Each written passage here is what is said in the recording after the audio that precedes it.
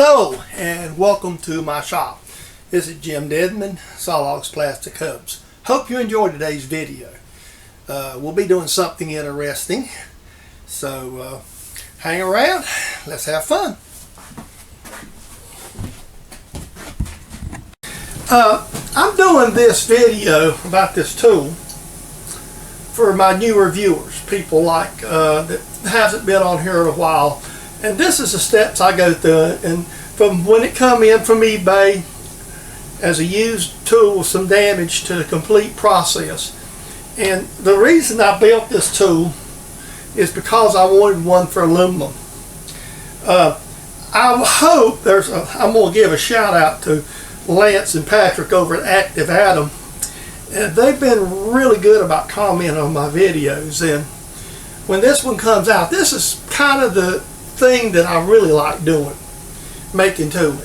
And for you guys who work in such small stuff, I'm taking something that's made for a CNC lathe and adapted it to my grizzly for my use. So I hope you enjoy this video today. This is the tool holder I purchased used off of eBay to build me aluminum tool holder out of. It's got some damage here on the nose, and we're going to take that down to, I could weld it with the MIG gun, but I'm thinking about taking it down to my buddy Tom at Hilltop. In fact, I've already talked with him, and we're going to probably TIG this thing up, and then I'm going to remachine it. It's probably a subject of a video.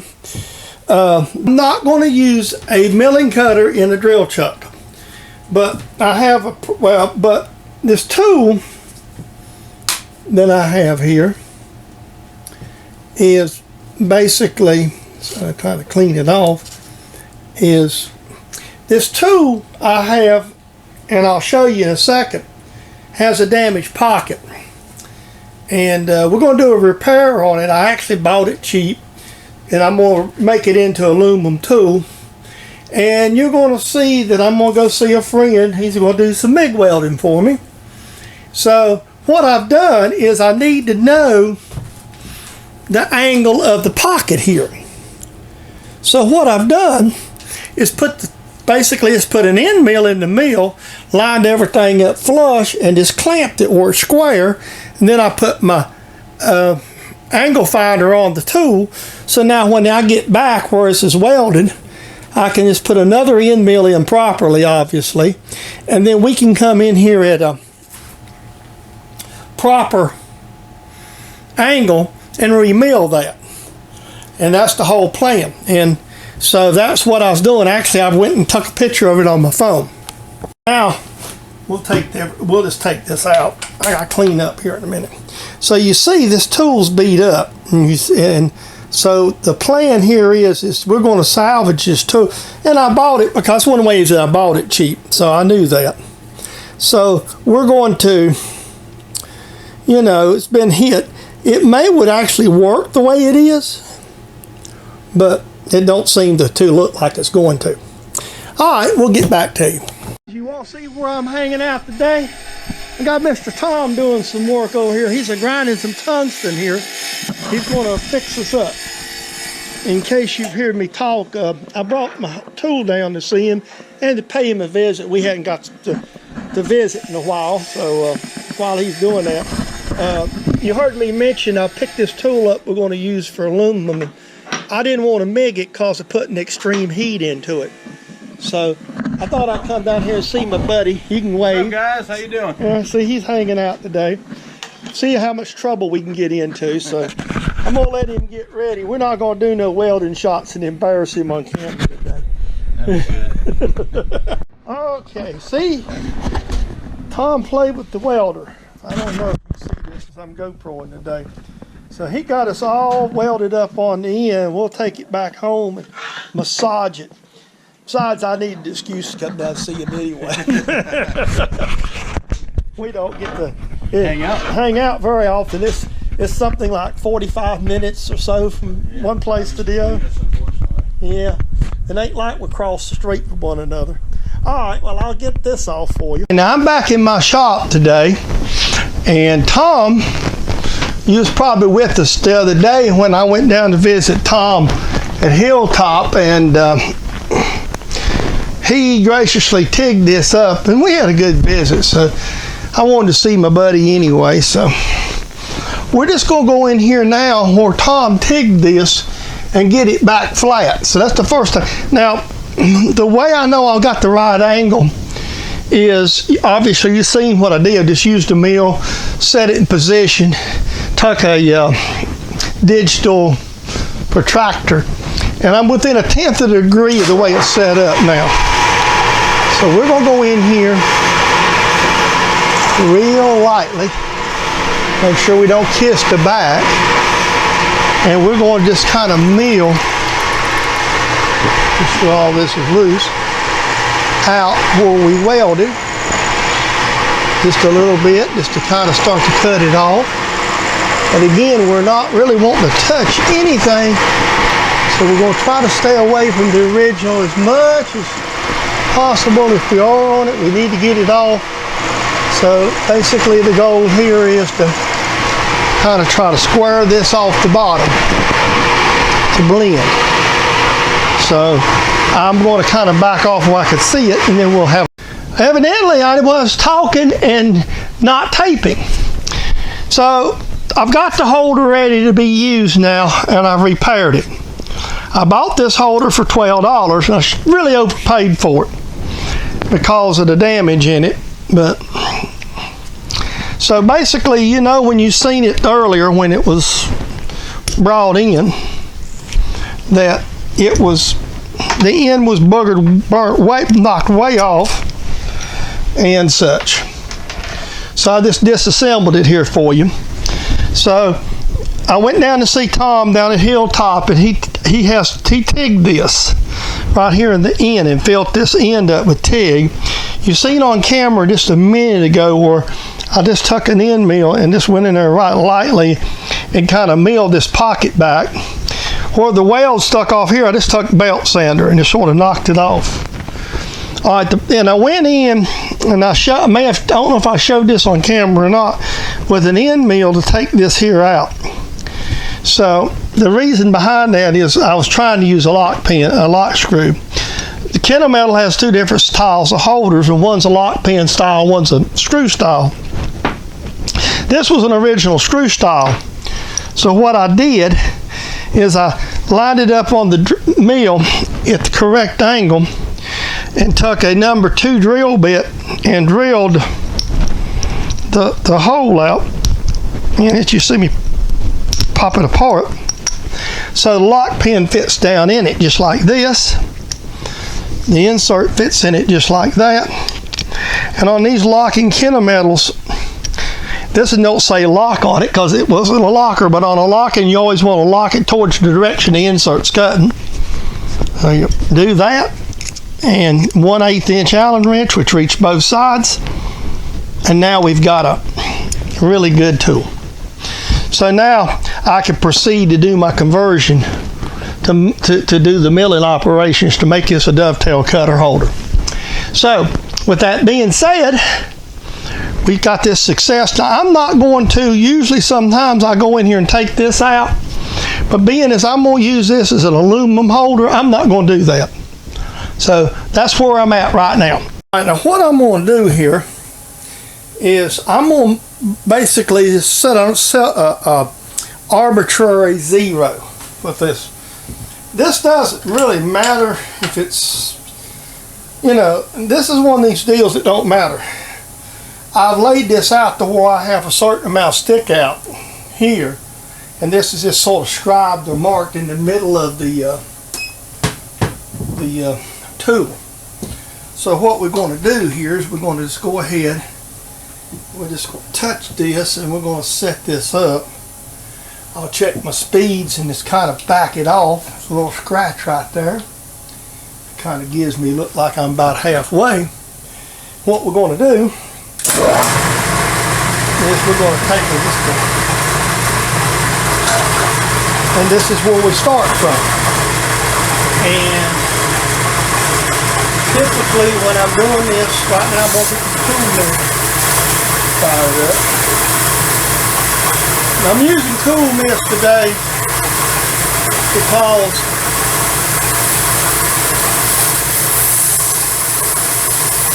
quite frankly, it's fairly cold outside in Eastern North Carolina, and we don't want to have to deal with it. So what we're going to do here is we're going to go 100 thou. I just hit it. Excuse me, I'm going to have to move the camera just a bit, and we'll make this first cut. Okay, folks, this is the last pass here. Hopefully, I'll check it. But my math's correct with the last pass. Look, I think probably what happened is I turned these inserts around and only really indexed one. But we done the tools for Michael last week now, last Friday, when I done his. And done the blocks. And Michael has been texting me this morning, and he's got some pictures of the blocks, how they look.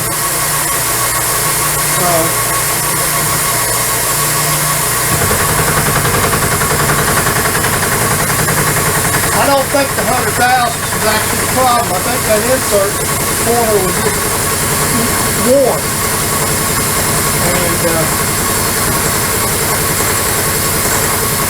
putting in this harder steel of these tool holders, and this is all harder steel.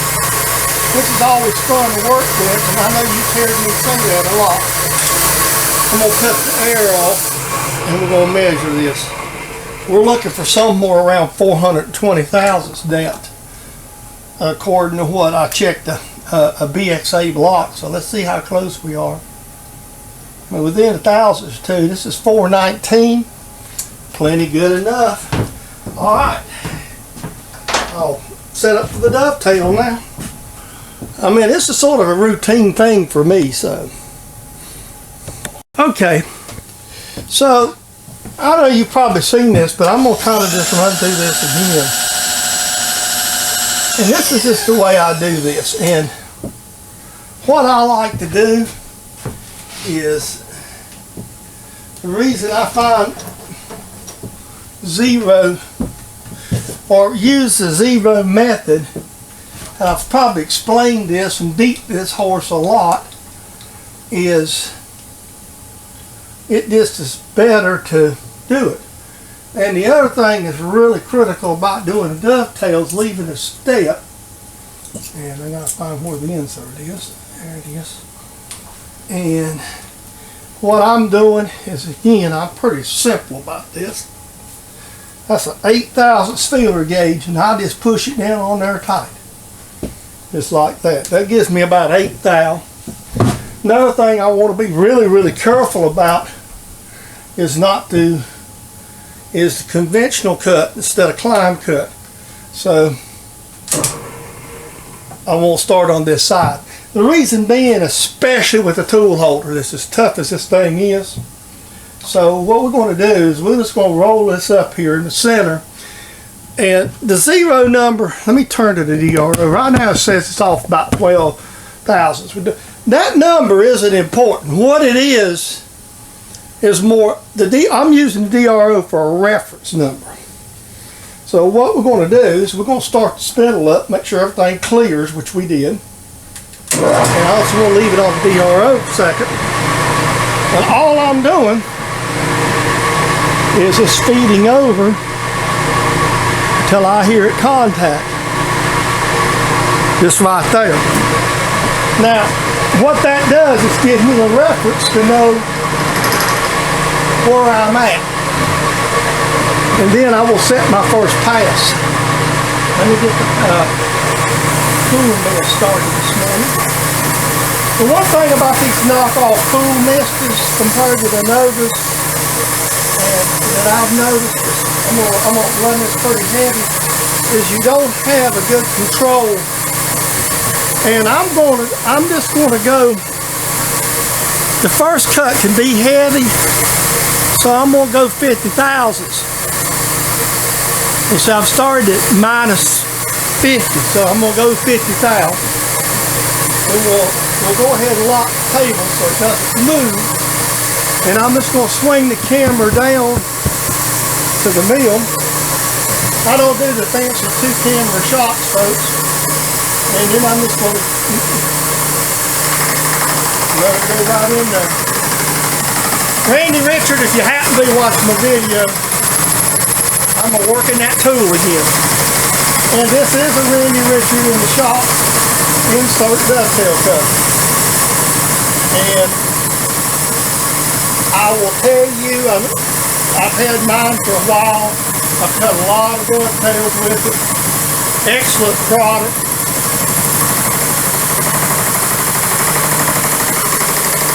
And if you start this right, you can switch from side to side real easily.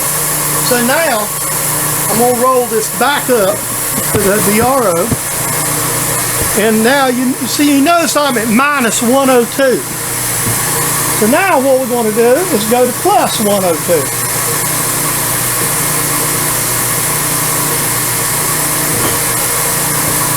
And then I'm going to tighten the table down, run the camera down here, and then we're going to make the pass back the other way.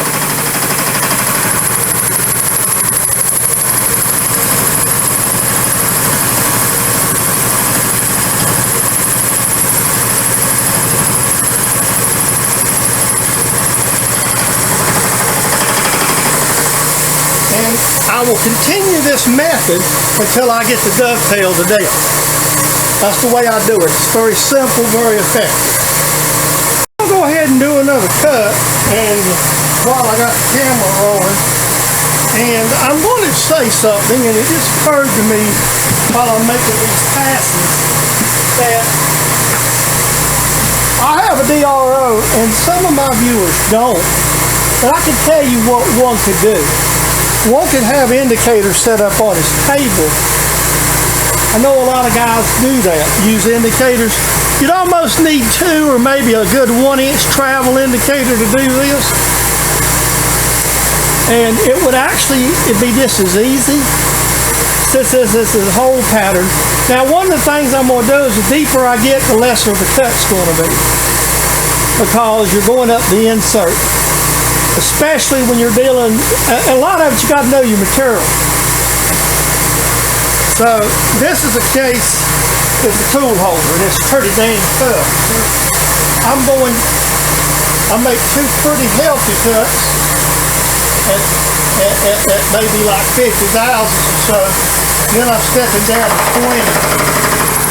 And I just know from experience kind of how much to go for this.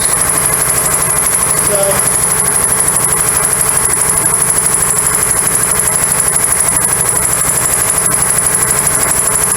and I know if you get these numbers on these pretty good, you're a good cutter.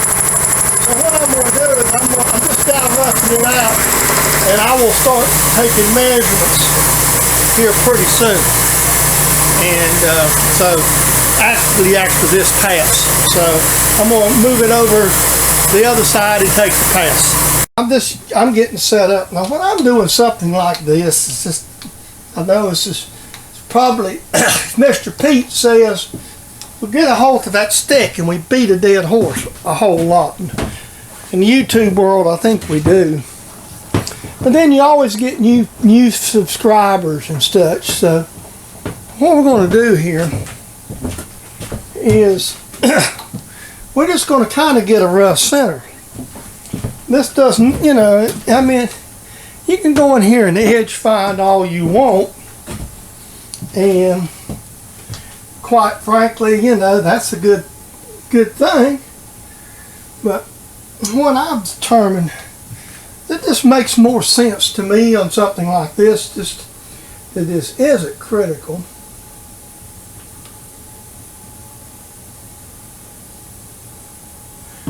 It's just to kind of set a 0. I think this drill this is a number 4, which is a 209 drill, so that would be 209. So it'd be something like about 104 and a half to be exact for center.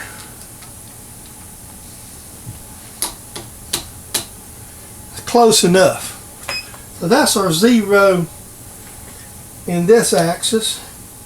So now we're just going to slide this down in there. Kind of work from this side over here since I've got the camera there. All I'm going to do, again, this is, we're not going to be exact. I can tell you this is not going to be exact, but we're going to be close enough. And basically all this stud's going to do is just support the tool.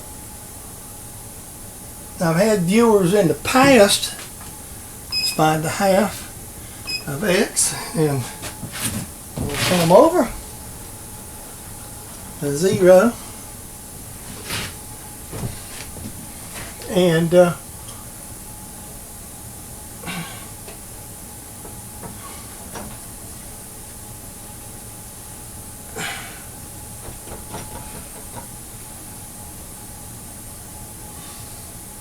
get on this side. I can't see, and I'll have to walk around the camera, but there we go. So it doesn't have to, you don't have to be, and I'm not throwing off. There's times and places where you want to be precise, and this is just going to be a stud mount, and I'm going to go in 1/4 of an inch, about 250, and I'm going to check this out. I'm going to go get something and go in about 250. Let me see how that's going to look. I'll be right back. That's going to look just fine. And remember, I do use 1/4 inch for this stuff because of the fact that it's easier. 1/4 gives you plenty of room to work with. So now I'm going to center drill this sucker.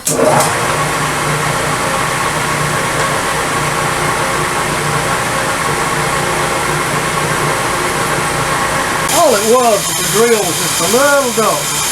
And these tools, and I will tell you, these tool holders are tough. Hey, this is I'm going to tell you folks, this is just plain out bitter, hard-won experience.